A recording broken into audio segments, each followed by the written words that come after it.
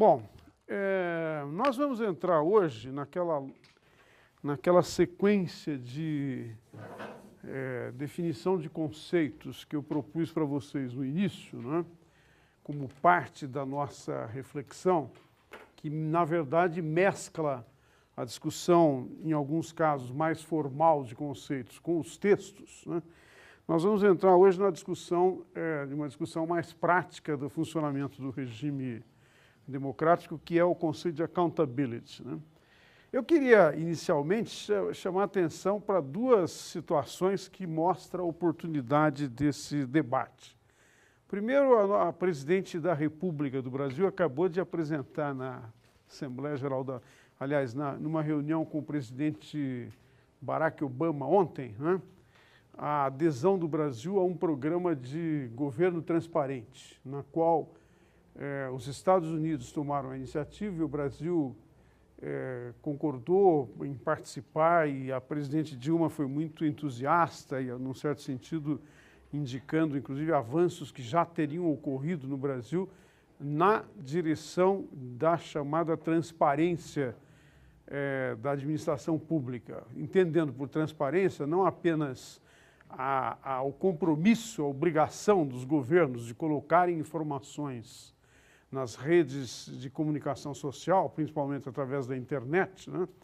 Mas também a presidente Dilma fez menção a um aspecto que não se limita a essa dimensão de transparência na internet, que é o que ela chamou, como ela, aliás, já tinha usado em outras ocasiões essa expressão, a preocupação do governo em controlar e, num certo sentido, fazer o monitoramento do chamado mal feito, né, dos mal feitos, né. Eu acho que isso é interessante, quer dizer, muito interessante, porque é claro que a parceria com os Estados Unidos é uma parceria forte, né? O ambiente da Assembleia Geral da ONU é um ambiente extremamente oportuno para isso, mas tem um aspecto eu diria, há uma certa ironia nessa apresentação, porque justamente nas últimas semanas a presidente Dilma, por circunstâncias ligadas à chamada estrutura do presidencialismo de coalizão, fez alguns recuos no chamado programa, na chamada proposta de faxina, né? Faxina, como nós sabemos, deu origem à demissão de 3 ou 4 ministros, né? Fora o ministro Jobim, que saiu por outra razão, mas faxina também que levou a inúmeras demissões de funcionários considerados de alto escalão, o que poderia indicar digamos, uma iniciativa da administração federal de enfrentar o problema da corrupção, não apenas através de organismos como a CGU, mas através de uma preocupação maior com a formação propriamente do Ministério da Coalizão. Bom, num determinado momento, dada a pressão dos partidos majoritários, em particular do PMDB e do PT, a presidente recuou. Então, eu acho que tem uma sinalização interessante para o debate de hoje, que nós vamos discutir de um ângulo propriamente conceitual. Tem uma sinalização interessante que, por um lado, abre uma janela e, por outro lado, fecha algumas portas, né? Eu acho que é preciso entender isso. Se vocês quiserem, a razão pela qual estou mencionando isso de partida é também pelo fato de que, como vocês devem ter observado, o Superior Tribunal de Justiça, nos últimos dias, acabou de desqualificar provas e uma série de evidências que tinham sido produzidas pela Polícia Federal por solicitação do Ministério Público, né, em vários processos extremamente importantes, Satyagraha, Boi Barrica, processos extremamente importantes que exatamente focam no tema que nós vamos tratar hoje, que é o controle, não é, do abuso do poder, o controle da administração pública, né? Eu não quero sugerir de partida que porque o Superior Tribunal de Justiça invalidou as provas, nós não temos accountability no Brasil. Mas eu queria chamar a atenção para isso. A montagem, como toda a literatura que nós estamos discutindo, a montagem do sistema de accountability supõe, como nós vamos ver na discussão propriamente conceitual teórica, supõe a montagem de um conjunto de instituições que operam não apenas conjuntamente, que, digamos, isso implicaria em ritmo, em um passo, em alguma medida coordenado, mas mais do que isso, operam integradamente, né? Então, isso para indicar o seguinte: se num determinado momento o Poder Judiciário tem suficiente informação de que os procedimentos adotados por um braço forte do sistema de accountability, como é a Polícia Federal ou o Ministério Público, não estão produzindo adequadamente, legalmente, constitucionalmente, as provas que são necessárias para se apurar os casos, nós temos aqui um ponto de atrito que exige produção, exige resposta, exige alguma solução, né? E o que nós temos visto nos últimos meses se acumular é mais uma evidência de que essa integração não existe do que propriamente a ação. Eu tô chamando a atenção sobre essas duas coisas, por um lado, não é? A entrada do Brasil num programa de transparência, por outro lado, essa evidência das insuficiências do sistema de accountability, porque eu queria que vocês prestassem atenção nas implicações que esses casos práticos têm para a nossa discussão teórica do conceito de accountability. Esse é o objetivo da minha introdução, né? Bom, indo aqui para a nossa discussão e para o conceito, né? A primeira coisa que eu queria mencionar, que é uma coisa, não é, às vezes não tão clara, é que o conceito de accountability já tem uma certa tradição no pensamento político, que remetendo para a noção de responsabilização dos incumbents, né, dos governos. E tem uma observação de um desses autores aqui do livro, eu não anotei qual deles que foi, porque eu fiz uma série de notas sobre isso e tal, mas uma observação que a primeira vez que o termo foi usado foi no século XVIII, no final do século XVIII. Quer dizer, nós estamos aí alguns anos depois da Revolução Americana, né, da separação dos Estados americanos da Inglaterra, da Revolução Liberal, que foi levada a efeito, e nós estamos alguns anos depois da Revolução Francesa, né? E nesse contexto, esse observador, que na verdade era um cidadão, uma pessoa comum, que estava, mas ao mesmo tempo escrevendo sobre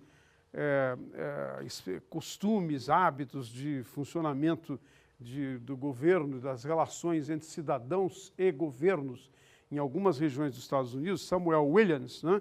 O Oxford English Dictionary dá conta de que ele teria feito uma observação no sentido de que, a respeito de alguns povos autóctones, originários, né? Ele diz, ele não registra os governos desse povo como tendo Constituição escrita, como estabelecendo direitos, nem envolvendo mecanismos de checks and balances, accountability e responsabilização. É um uso originário dessa relação entre accountability e responsabilização, né? É claro, aqui é preciso levar em conta o seguinte: a noção aparece como um registro de ausência, mas eu diria, se alguém diz, olha, falta accountability, é porque, num certo sentido, nos hábitos, nos costumes e na percepção, se vocês quiserem, na cultura política que estava emergindo, não é, o conceito, o fenômeno, ou a necessidade estava emergindo como um ponto que fazia parte da experiência, né? Depois o termo aparece nos federalistas, né? Aí, claro que eu não estou aqui fazendo a simples adequação de datas, né? Mas nos federalistas, nos comentários, números 55 e 6, bom, tem vários, na verdade. Eu estive olhando isso de novo. Nos federalistas tem muitas vezes em que o termo accountable ou unaccountable aparece para se referir, não é, ao que particularmente o Madison, mas também o Hamilton, tem, como você sabe, uma tensão, uma certa polaridade entre o Madison e o Hamilton nos federalistas, né? Alguns autores chamam a atenção que poderia ter havido uma certa contradição. O Madison, num certo sentido, estava muito mais preocupado, digamos assim, em controlar abusos, etc., e institucionalizar. Enquanto o Hamilton, num certo sentido, ao mesmo tempo que reconhecia o risco das facções, etc., ele supunha, ele jogava punha força na ideia de que as pessoas poderiam adquirir hábitos mais adequados e isso, num certo sentido, resolveria o problema. Mas o ponto importante é que nos dois casos aparece como uma noção, como uma ideia de que governos, né, precisam ser controlados por quem os credencia, por quem os qualifica, por quem os autoriza, mas, ao mesmo tempo, por instituições. Quer dizer, já há, nessas primeiras indicações do conceito, já há essa, digamos, essa dupla face do conceito de accountability. Por um lado, quem autoriza e quem é a fonte de soberania dos governos, que são os eleitores, quem quer que sejam os eleitores, comunidades pequenas ou comunidades maiores, mas, ao mesmo tempo, que isso deve estar, de alguma maneira, encorpado, estabelecido em instituições, né? Eu diria que esse debate aparece em uma boa parte da literatura, particularmente anglo-saxã norte-americana, também na Inglaterra, mas quem, num certo sentido, formulou o conceito e propôs como, digamos, uma categoria fundamental da teoria democrática, né, eu diria que foi o Guillermo O'Donnell. Em décadas mais recentes, ele introduziu uma distinção espacial, né? Alguns autores contestam essa noção dessa distinção espacial, vertical, horizontal, né? Mas o O'Donnell introduziu a distinção entre accountability vertical e horizontal com o objetivo de, digamos assim, de chamar a atenção, de flagrar, de diagnosticar o que ele entende ser algumas singularidades do processo de democratização. Quer dizer, no O'Donnell, nos vários textos, se vocês tiverem cuidado, quer dizer, como o O'Donnell é um autor extremamente importante da nossa região, deu aulas aqui nessa universidade, tem uma familiaridade. Se alguém, por curiosidade intelectual, se der o trabalho de ler os vários textos, vai encontrar o seguinte: é muito interessante como no O'Donnell, não é, vai aparecendo desde os primeiros textos em que ele analisa transição, problemas do regime burocrático autoritário, etc., em contraposição com a democracia, vai aparecendo a noção de que há umas tantas coisas que faltam, que falham, que não estão presentes, que são, digamos assim, fendas no sentido negativo, não é? na teorização. E ele progressivamente vai propondo o conceito como uma coisa central da democracia. Quer dizer, no fundo, a mensagem do O'Donnell, que vai evoluindo nos vários textos, peguem, por exemplo, os textos, o texto famoso que saiu no Journal of Democracy, né? Inclusive na tradução, na versão em espanhol do Journal of Democracy, que é fácil de ter acesso, peguem o texto dele sobre as democracias delegativas, em que ele reviu várias vezes depois da primeira publicação. E pegam depois os textos de 1999 e 2000. Ele vai progressivamente desenhando, né, o conceito de accountability com esta mensagem mais importante: sem accountability não tem democracia. Quer dizer, é quase que uma ideia, uma proposição de que é preciso incorporar o conceito de accountability no conceito de democracia, né? Bom, se a gente pegar as indicações mais usuais que estão nos dicionários e nas diferentes acessos que é possível ter, inclusive através da internet, a accountability aparece como um termo que não tem tradução em português, um termo da língua inglesa, né? Mas que com muita clareza remete à ideia da obrigação dos membros do poder administrativo, de quem recebe poder dos eleitores, né? Seja administração, seja representação, de prestar contas. E aí tem uma coisa interessante, né? Na maior parte das definições, prestar contas para instâncias controladoras, o que é uma coisa curiosa, porque nem sempre a teoria que está apresentando, digamos assim, justificou a existência de instâncias controladoras. É quase que aparece, às vezes, quase que como se fosse um dado do problema que não precisa ser muito justificado. Instância controladora é parte do sistema democrático que existe, e a accountability consiste na responsabilização, na capacidade, na necessidade dos governantes e representantes de prestarem contas em face dessas instâncias. Nós vamos ver que isso entra um pouco na discussão do conceito depois, isso tem implicações para a discussão do conceito, né? Mas a accountability nesse contexto significa que quem desempenha funções públicas foram mandatados, né, têm uma certa obrigação, um certo dever. Veja, isso não é pouca coisa. Por isso que eu digo que o Odônio introduziu uma chave que, num certo sentido, faz uma modificação da teoria democrática. Uma chave que incorpora, que inova, né? Porque implica numa certa obrigação de prestar contas regularmente do que se faz, do como se faz, do porquê se faz e dos gastos que estão envolvidos, dos gastos, dos recursos, se vocês quiserem, materiais e imateriais que estão envolvidos na produção dos resultados a respeito dos quais incumbentes são obrigados a prestar contas. Não é, portanto, uma prestação de contas no sentido matemático, evidentemente, né? Mas começa de uma autoavaliação de quem presta o serviço. É uma autoavaliação, mas que, ao mesmo tempo, envolve se vocês quiserem, uma visão crítica em relação àquilo que é a missão de quem tem essa função. Não basta as pessoas dizerem que cometeram um deslize, os governantes têm que pedir desculpas, né? Tem que se explicar, tem que justificar o erro.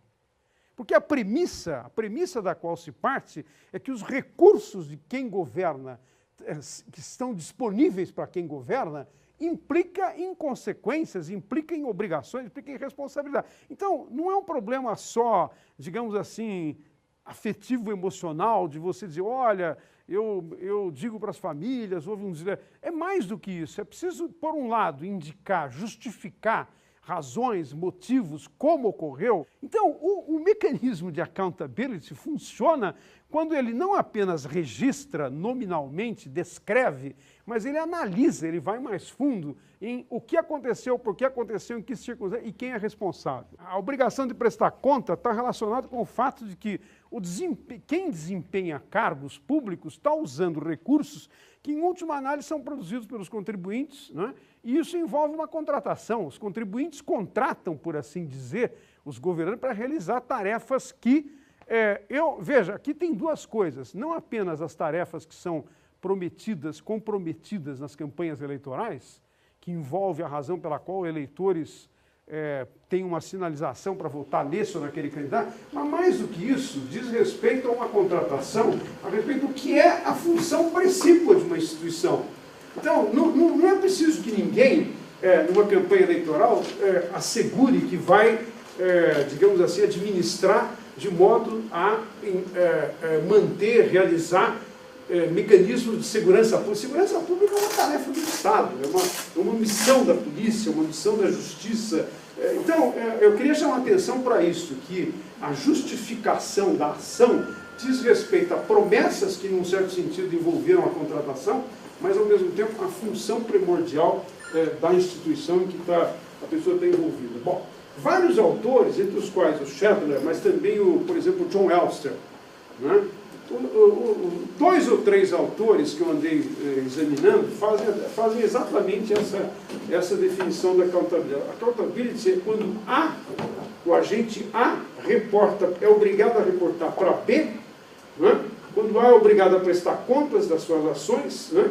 Que diz respeito ao presente, ao passado e ao futuro. É interessante como o Shadler, ele projeta a accountability para frente, ele não é apenas em relação a ações já realizadas. Por isso é que eu digo que tem uma relação com a missão da instituição, com a missão propriamente permanente do governo, né?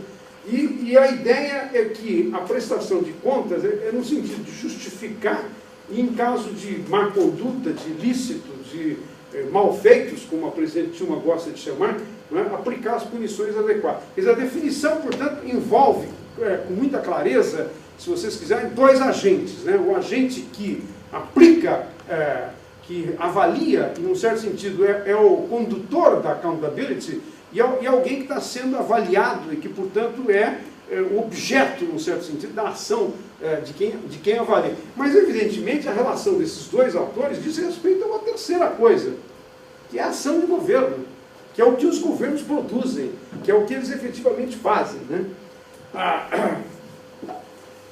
Quando nós olhamos de uma maneira mais comparativa, mais longitudinal, aparecem algumas características que são comuns e outras que são menos comuns. Poderes, procedimentos, sanções, evidentemente varia de país para país, de acordo com a experiência, a trajetória histórica, né? O parlamento, por exemplo, pode ter o poder de acusar uma autoridade, por fazer o impedimento de um presidente, né?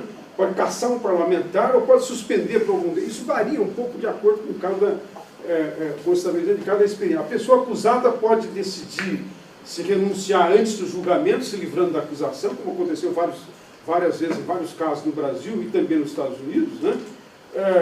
Mas a acusação pode implicar num processo que leva à desautorização digamos assim, daquilo que os eleitores entregaram, da autoridade, da responsabilidade que os eleitores entregaram para determinados atores que têm função pública, né?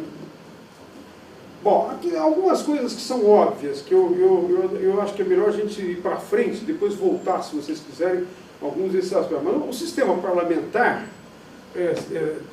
envolve um mecanismo de accountability diferente do sistema presidencial. Não só porque a legitimidade do sistema parlamentar, não é diferente do presidencialismo. No presidencialismo, a legitimidade do parlamento, da casa que tem uma função de fiscalização e controle, é separada da legitimidade do presidente. No parlamentarismo, a legitimidade é a mesma, num certo sentido, quem elege o partido, elege a maioria, está automaticamente elegendo um primeiro-ministro que frequentemente, né, em cuja estrutura tem um elemento de quebra das separações entre divisão de poderes, né? Há uma certa simbiose, há uma certa síntese que envolve poderes executivo e poderes legislativo. Mas acho que o ponto importante aqui é que no caso do parlamentarismo, enquanto no presidencialismo, né, a autorização de governo ou a retirada da autorização de governo depende de um processo mais traumático, mais complicado, que, num certo sentido, envolve um conflito forte de dois poderes importantes do sistema democrático, que é o executivo e o legislativo. No caso do parlamentarismo, a ideia é que isso está está umbilicalmente ligado ao poder de legitimação, no sentido de que o parlamento pode retirar a confiança, o parlamento pode introduzir condicionalidades à continuidade do apoio que ele dá para o gabinete, né? Para o primeiro-ministro e para o seu gabinete, e pode, num certo sentido, com o voto de desconfiança, de repente, simplesmente exigir que o processo inicie uma nova autorização por parte dos eleitores. Quer dizer, quando, em alguns casos, é que agora isso ficou menos, nos últimos 20 anos, nas últimas 2 décadas e meia, isso ficou menos comum, mas se vocês olharem algumas décadas atrás, várias vezes aconteceu na França, na Itália, né? Na Inglaterra é mais difícil, mas em vários regimes parlamentares aconteceu do parlamento dar um voto de desconfiança. Veja bem, não necessariamente o voto que o parlamento dá significa que o governo acaba imediatamente no dia seguinte, né?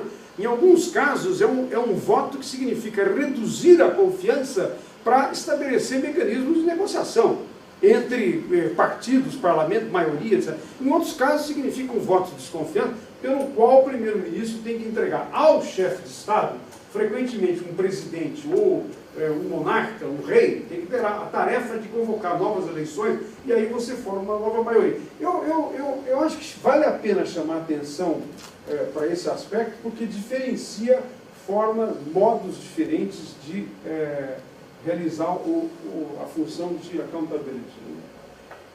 Voltando agora à contribuição mais importante do O'Donnell, ou avançando mais nessa direção, eu acho que vale a pena trabalhar um pouco sobre a distinção que ele faz entre accountability vertical e accountability horizontal. No fim, a grande contribuição que o O'Donnell deu, né, foi em torno do conceito de accountability horizontal.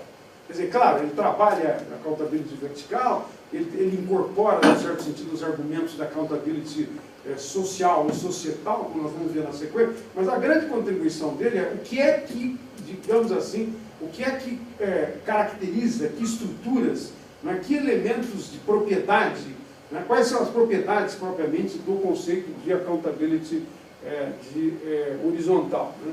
Bom, aqui eu acho que uma primeira observação dessa distinção é mais ou menos conhecida, mais ou menos óbvia. Enquanto no conceito de accountability vertical, ela se refere ao direito dos cidadãos, na sua condição de eleitores, né, de manter os governantes sob controle, sob responsabilização, é interessante que sempre nos textos da literatura anglo-saxã, o que aparece é o verbo to hold officials accountable, que mais ou menos significa manter as autoridades sob controle. Né? Você não tem uma tradição exata disso em português, nós não usamos isso. Né?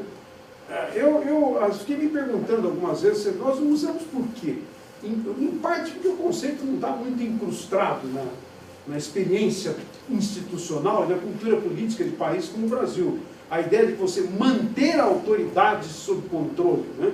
É quase como se nós tivéssemos, depois que veio todo o processo de construção e edificação das autoridades, dizer, bom, é preciso introduzir mecanismos pelo qual nós controlamos. Mas não é a ideia originária de que você hold officials under control.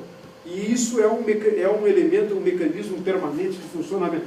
Bom, a primeira coisa que aparece aqui, que eu acho que vale a pena chamar a atenção, é que essa característica da accountability vertical, que é exercida pelos eleitores no ato de votar, ou de premiar com reeleição, ou eventualmente de punir, mandar para casa, como a literatura chama, né? Mandar para casa aqueles que de alguma maneira não cumpriram, é que essa é uma relação assimétrica. No sentido de quem pode fazer isso são os eleitores. Os governantes não podem demitir os eleitores, né? Eles dependem da autoridade, da soberania que os eleitores têm. No caso da accountability horizontal, nós vamos ver, não é bem assim essa assimetria. Porque, num certo sentido, o que o O'Donnell está argumentando é que as instituições republicanas, executivo, legislativo e judiciário, operam como se fossem numa mesma, digamos, num mesmo plano de... Por isso que ele usou uma imagem espacial para caracterizar o conceito. Eles operam horizontalmente com poderes relativamente semelhantes, né, em que você não tem propriamente a situação em que um poder pode demitir o outro. Quer dizer, o parlamento pode fazer o impeachment do presidente sob regras extremamente restritas, né, extremamente precisas e definidas, que, se não forem levadas em conta, o que acontece? Não sei se vocês se lembram do caso do Collor. Não sei se vocês se lembram do que aconteceu no caso do Collor. O Collor, em tese, foi impedido pelo parlamento. O Supremo Tribunal Federal, alguns anos depois, disse: não é bem assim. Ele renunciou, ele saiu, mas não tinha bases para o impedimento, do ponto de vista estritamente jurídico e institucional. Ou seja, o Supremo Tribunal Federal, anos depois, num certo sentido, equalizou os poderes do parlamento que supostamente... Porque, veja, o que aconteceu? O Collor, sob uma imensa pressão e a votação do impeachment, ele renunciou. Ora, se ele renunciou, cessou o mandato.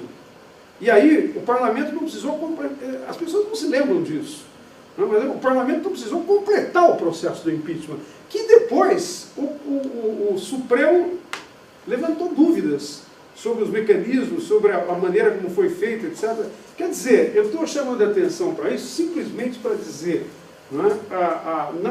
na distinção que o O'Donnell faz da accountability horizontal, o direito e o dever das instituições republicanas se controlarem mutuamente depende muito de mecanismos e órgãos muito específicos, muito institucionalizados, né? É uma relação interinstitucional simétrica entre eles. Você não tem propriamente a situação em que o judiciário pode dizer fecha o Congresso. Todas as vezes que o presidente fecha o Congresso, caiu na ditadura. Você muda a natureza do regime. Né? Então, desse ponto de vista, a decisão de um parlamento de dizer o presidente está impedido não é a mesma coisa que o presidente dizer fecha o Congresso. É mediante regras muito estritas que, na adoção pelo parlamento, ele está submetido, ele também, sob mecanismos extremamente duros de controle por parte do judiciário. E se ele pisar na bola, o judiciário diz: a decisão não é legítima. A decisão não é legítima e, portanto, tem que voltar para trás. Né? Bom,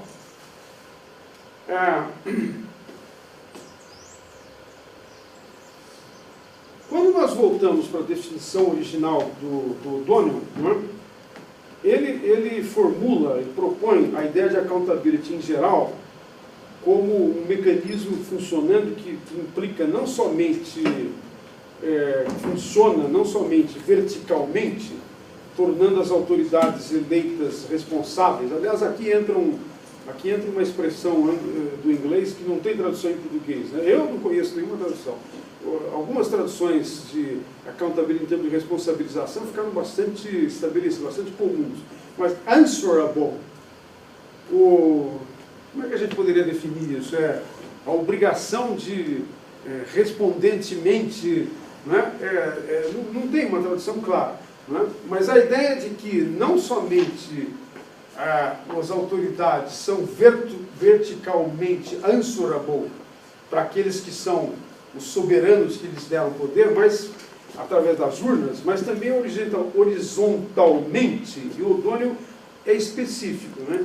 Por meio de uma rede de poderes relativamente autônomos, outras instituições, que podem investigar, questionar, eventualmente punir, modos, conduta, mas aí no O'Donnell aparece um afunilamento do conceito, porque ele diz, eventualmente punir modos, condutas em prol de uma dada autoridade que, de alguma maneira, cometeu um ato ilícito contra a lei. Tem um elemento na definição muito forte de que a accountability, no O'Donnell, a accountability horizontal, diz respeito a práticas de atos ilícitos mal feitos, como diz a Dilma Rousseff, né?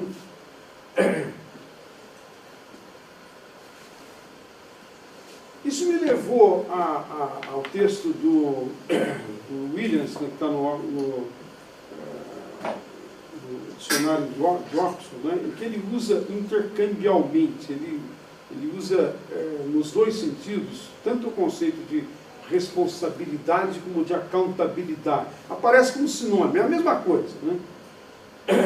O Elster, num texto de 99, ele também fala de accountability, accountabilidade, responsabilidade e answerability como noções sinônimas, né? Intercambiáveis, querendo traduzir um mesmo evento, um mesmo fenômeno relativo ao funcionamento do sistema democrático, né?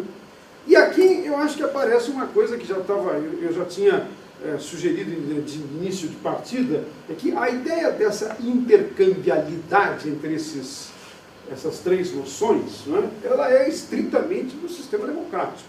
E é nesse sentido que eu digo que essa teorização sobre a accountability está crescendo a teoria democrática. É uma novidade sobre a teoria democrática, né? Vocês pegarem uma série de definições mais tradicionais, desde o Schumpeter até o próprio Dow, Robert Dow, não aparece com tanta clareza essa noção de que o sistema de accountability é uma condição de existência, de funcionamento. Aqui tem uma introdução, tem um elemento novo. O que, aliás, é bom num certo sentido, mas evidentemente gerou muita crítica, muita controvérsia em relação à contribuição desse autor, particularmente do O'Donnell, mas também dos outros autores, né? Bom, seguindo nessa direção, nós podemos perguntar qual é a definição que, em última análise, o O'Donnell utiliza. Ele, textualmente, num dos textos, ele diz que a accountability horizontal supõe a existência de um conjunto de agências estatais legalmente autorizadas, empoderadas, no sentido que têm poder, e que, ao mesmo tempo, são capazes, mas estão desejando, estão prontas para agir. Isso é uma coisa interessante. Toda a discussão do O'Donnell é muito racional. Mas, num determinado momento, ele diz, os atores têm que não apenas terem capacidade, estarem legalmente autorizados, mas eles têm que estar querendo, ele usa essa expressão, willing, eles têm que estar querendo, desejando agir, no sentido de fazer o monitoramento de rotina, que vai desde monitoramento de rotina até imposição de sanções de impedimento, com relação a ações e omissões de outros agentes do Estado que possam, e aqui o O'Donnell, como eu disse antes, ele afunila, né, a definição, que possam ser qualificadas como unlawful, ou seja, como ilícitas, como ilegais. Ele está dizendo, o objeto num certo sentido ele está dizendo isso, o objeto da accountability é quando tem ação ilícita e ilegal. Se não tem ação ilícita e ilegal, num certo sentido, não é que a accountability não existe, mas ela não opera, ela não está em ação. Né? Eu queria que vocês prestassem, chamassem atenção para isso, porque eu acho que isso vai aparecer, num certo sentido, como uma parte do debate com alguns dos outros autores que estão nos textos que nós lemos para hoje, e também na discussão mais geral do conceito, do termo. Né? A implicação legal aqui é óbvia. Se ele está dizendo que são as ações ilegais, nós podemos levantar uma dúvida, né? E as outras ações que podem não ter componente ilegal, de unlawful, de ilícita, ilicitacidade, mas são ações que, num certo sentido, contrariam o que seria o objetivo propriamente das instituições. Não são ilegais, mas não estão dando conta do que seria. Fica uma dúvida aqui que é preciso refletir sobre ela. Bom, levando em conta a definição do O'Donnell, eu acho que é possível formular algumas características que envolvem o conceito, né? Segundo a distinção que ele faz. Primeiro, tanto quanto no caso da accountability vertical, o objeto da accountability horizontal são agentes e atores estatais. Quer dizer, quando nós falamos accountability, nós estamos nos referindo, não é, a personagens, atores que têm responsabilidade na estrutura do Estado. Né? Segundo, enquanto na avaliação, enquanto na accountability vertical, os sujeitos da ação, quer dizer, quem move a ação, quem age, né, são os cidadãos eleitores que ou reelegem ou punem, eventualmente, governantes, incumbents. Né? No caso da accountability horizontal, os sujeitos são sempre também outros atores, outros agentes, né, estatais, mas que aparecem como responsáveis, como sendo mandatados por alguma instituição específica. Ele não é alguém que entra sem mais no processo, ele entra mandatado por uma determinada instituição. O que significa que, na definição do O'Donnell, todo o conceito é muito institucional, está totalmente institucionalizado, se vocês quiserem. Né? Bom, e o quarto ponto é que o foco da accountability horizontal está limitado, na definição do O'Donnell, a ações, omissões de autoridades, ações, omissões que são qualificadas como ilegais, como ilícitas, né? E que, evidentemente, podem incluir também violação à Constituição, claro, as leis maiores do país, da dada sociedade. Né? Bom, alguns problemas que decorrem dessa discussão inicial, decorre dessa apresentação do conceito. Eu estou centrando no O'Donnell porque eu realmente considero que é o autor que mais contribuiu, que mais elaborou, embora tenha uma série de, digamos, de possibilidades de outros autores que complementaram. A gente pode ver isso, nós vamos ver isso inclusive no seminário. Né? Alguns problemas que decorrem da definição que ele faz é, primeiro, nós poderíamos levantar uma dúvida. Qual é o limite que especifica a singularidade da accountability horizontal? Seriam funções de instituições específicas, ou nós deveríamos falar, como alguns autores depois vão apresentar, vão falar, de todos os meios que na democracia, de alguma maneira, todos os meios que colocam as autoridades públicas sob o crivo do controle e da responsabilização. Né? O'Donnell e alguns outros autores, nesse sentido, se contrapõem ao texto do Manwaring, nesse aspecto. Manwaring tende a uma percepção, tende a uma visão da accountability que não se restringe às instituições, organismos, e nem se restringe a essa noção, né, de que o objeto são apenas ilícitos. Né? Ele propõe ele faz uma formulação que amplia, num certo sentido, o conceito. Né? O segundo problema é que a accountability horizontal, na definição, tal como propõe a definição do O'Donnell, ela se limitaria a casos de transgressões legais, ilícitos mal feitos.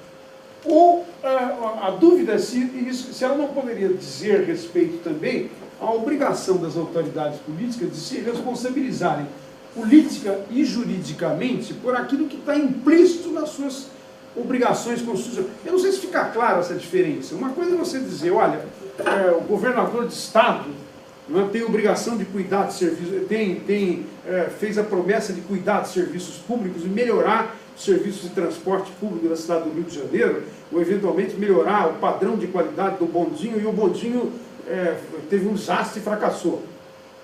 E fracassou porque dinheiro, recursos, o planejamento que estava voltado para isso foi desviado para outras coisas. Bom, isso é um ato que poderia ser classificado como ilícito.